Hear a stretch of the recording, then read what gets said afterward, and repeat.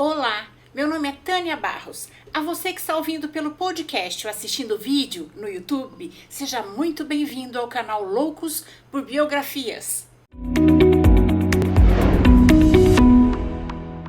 Hoje vamos conhecer a biografia de Alan Turing.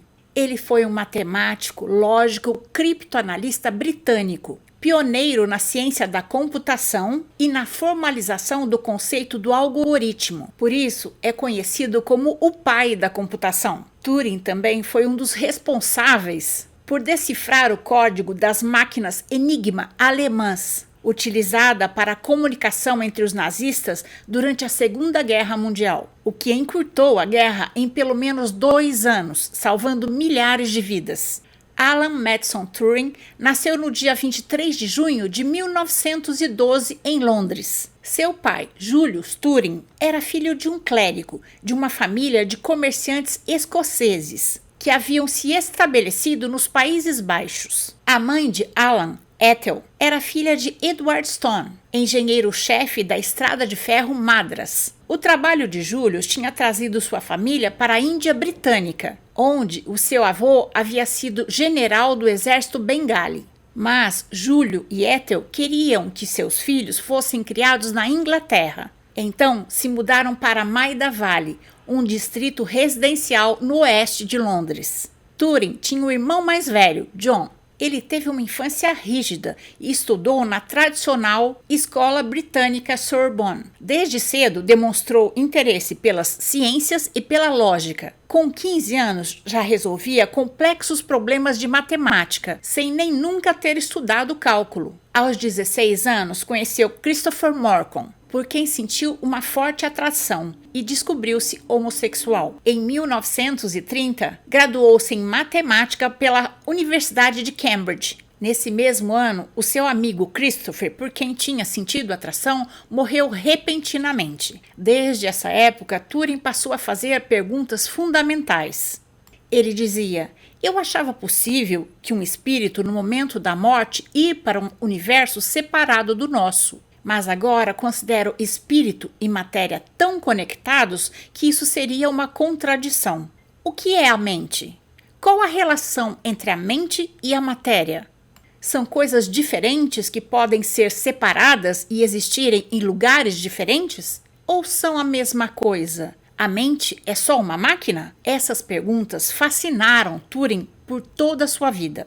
E ele refletia enquanto praticava seu esporte favorito, a corrida. Aos 24 anos, consagrou-se com a projeção de uma máquina que, de acordo com o sistema formal, pudessem fazer operações computacionais. A máquina teórica de Turing pôde indicar que sistemas poderosos poderiam ser construídos. Tornou possível o processamento de símbolos ligados à abstração de sistemas cognitivos e a realidade concreta dos números. Isso é buscado até hoje por pesquisadores de sistema com inteligência artificial. Para comprovar a inteligência artificial ou não de um computador, Turing desenvolveu um teste que consistia em um operador não poder diferenciar se as perguntas e respostas elaboradas pelo operador eram vindas ou não de um computador.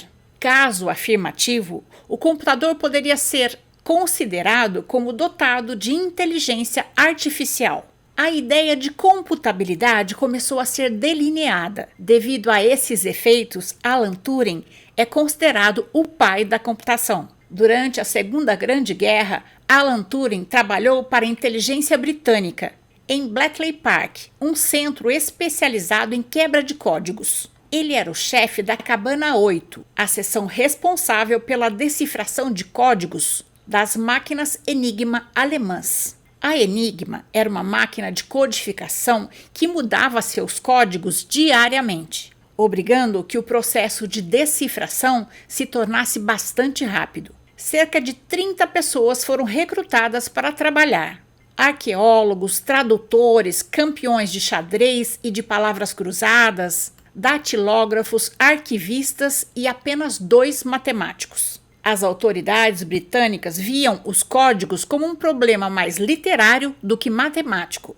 Turing não passou despercebido porque ele era mal-humorado e detestava normas sociais. Enquanto os criptógrafos convencionais usavam um papel quadriculado e lápis, Alan achava que muito do raciocínio da mente humana poderia ser mecanizado. E se fosse preciso uma máquina para lutar contra outra máquina? A partir de uma máquina decodificadora polonesa, Turing projetou a Bomb, um equipamento eletromecânico que ajudaria a decriptar as mensagens da Enigma. Cada Bomb era equivalente a 36 máquinas Enigma alemãs. Em 1940, após Alan Turing pedir o apoio do primeiro-ministro Winston Churchill, novas bombas foram construídas e mais de 200 operavam no final da guerra em 1945. Elas permitiam uma exploração sistemática dos milhões de configurações possíveis da Enigma. Jean Valentine era uma das operadoras dessa estranha máquina durante a Segunda Guerra. Ela disse que quando a bomba parava de tempos em tempos, letras eram apontadas no tambor indicador, e essas eram as configurações possíveis. Os operadores passavam a informação para um número de telefone, mas não sabiam para onde estavam ligando. O sigilo comandava. Eles não podiam falar o que faziam no trabalho nem para seus irmãos, pais, marido, mulher, ninguém. Nada podia sair além das paredes das cabanas, porque as paredes têm ouvidos, principalmente em tempos de guerra. E as bombas foi um dos segredos mais bem guardados durante a Segunda Grande Guerra. Com elas não se decodificava uma mensagem de vez em quando, mas sim milhares de mensagens. Os ingleses agora tinham acesso a muitas informações: ordens de ataque ou retirada dos nazistas, os relatórios de combate, o moral das tropas, as condições materiais, os boletins meteorológicos, relatório de danos, pedidos de reforços, o resultado do reconhecimento naval e aéreo. Mas, além desse importante papel desempenhado na guerra pela Bomb, essa foi a primeira vez que uma máquina entrou num campo que até então era domínio da inteligência humana. Quebrar códigos é uma atividade que exige muita inteligência da parte das pessoas, mas ali estava uma máquina fazendo o trabalho de importantes criptógrafos humanos. Turing também introduziu na sua equipe em Bletchley Park o matemático Tommy Flowers, que em 1943 projetou o Colossus, um computador primitivo que ajudou a decodificar outra máquina, a Lawrence, alemã. Turing sabia que decodificar essas informações iria mudar o rumo da guerra e salvar muitas vidas.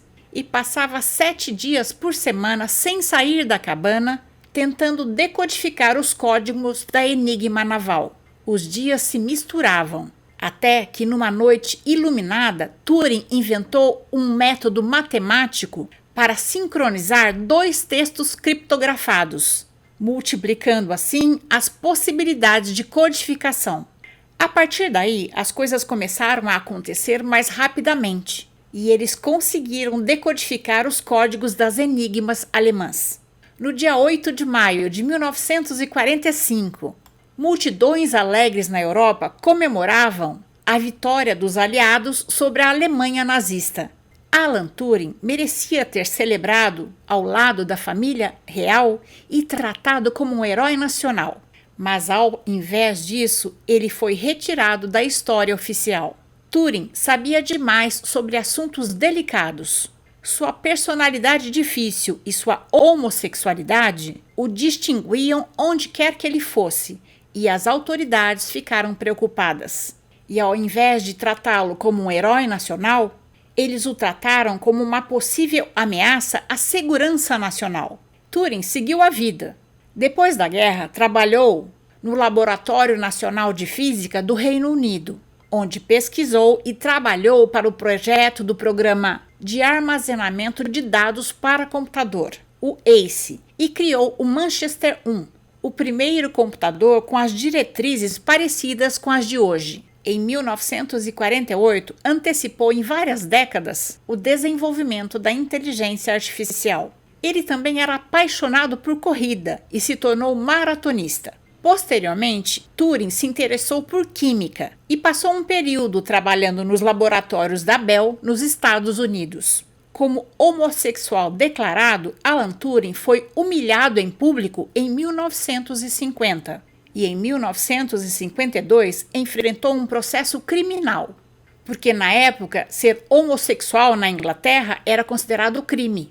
Como alternativa para não ir para a prisão, aceitou se submeter ao tratamento com injeções de hormônio feminino, o estrogênio, o que equivalia à castração química, para reduzir sua libido. Seu corpo mudou, ele engordou, ganhou seios e seu estado mental foi alterado. Ele não conseguia mais se concentrar direito.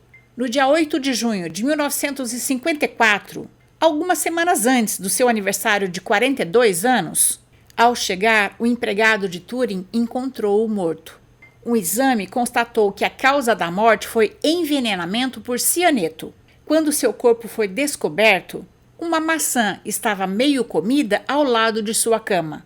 E embora a maçã não tenha sido testada quanto ao cianeto, especula-se que esse foi o meio pelo qual uma dose fatal de cianeto foi ingerida. Um inquérito determinou que ele havia cometido suicídio. A mãe de Turing argumentou que a ingestão de cianeto tinha sido acidental, porque o seu filho era descuidado com o armazenamento dos produtos químicos do laboratório. Mas, como Turing estava desmoralizado, acredita-se que ele pode sim ter se suicidado. Pessoas próximas a ele sugerem que Alan encenou uma cena de seu conto de fadas preferido, A Branca de Neve. Ele tinha um prazer mordaz na cena em que a bruxa malvada mergulha a maçã numa poção venenosa. E esse foi o começo de uma lenda. A maçã de Turing se juntou à maçã do Jardim de Éden, a maçã da árvore de Isaac Newton e a da Branca de Neve. Diz a lenda também que a maçã da Apple é uma homenagem cifrada ao inventor do computador. Por muitos anos foram feitas campanhas que envolveram ativistas da tecnologia da informação, do meio político e do público LGBT. Após uma campanha feita pela internet direcionada ao governo britânico, no dia 11 de setembro de 2009, ou seja, 55 anos após a morte de Turing, o então primeiro-ministro do Reino Unido, Gordon Brown, fez um pedido de desculpa oficial em nome do governo britânico. Ele disse: "Não é exagero dizer que sem a contribuição de Alan Turing na Segunda Guerra, a história poderia ter sido outra. Em nome do governo britânico e de todos que vivem livres hoje, graças ao trabalho de Turing, tenho orgulho de pedir desculpas. Você merecia muito mais." No dia 24 de dezembro de 2013, Alan Turing recebeu o perdão real da rainha Elizabeth II, da sua condenação por ser homossexual. Termino essa biografia com uma frase de Alan Turing: "Nós só podemos ver um pouco do futuro, mas o suficiente para percebermos que há muito a ser feito." E essa é a nossa história de hoje. Eu espero ter contribuído para que seu dia seja bom. Se você gostou, deixe seu joinha, faça seu comentário, avalie o canal com 5 estrelas no Spotify e siga o canal para conhecer as próximas histórias também. Encontro vocês na próxima biografia do canal. Até lá!